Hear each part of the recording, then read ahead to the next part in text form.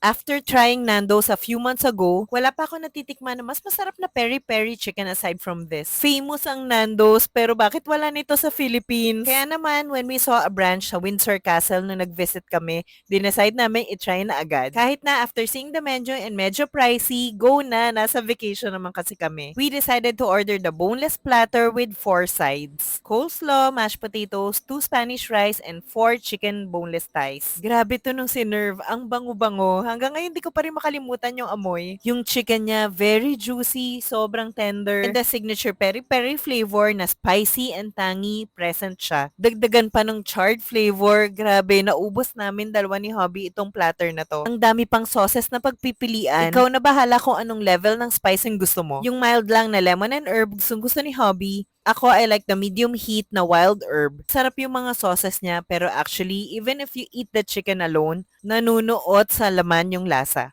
Namimiss ko na to talaga. So far, ang branches nito sa Asia, meron sa Singapore, maraming branches sa Malaysia and India. Sobrang na-miss ko rin mag-rice nung nag-vacation kami, kaya na-appreciate ko talaga tong Spanish rice.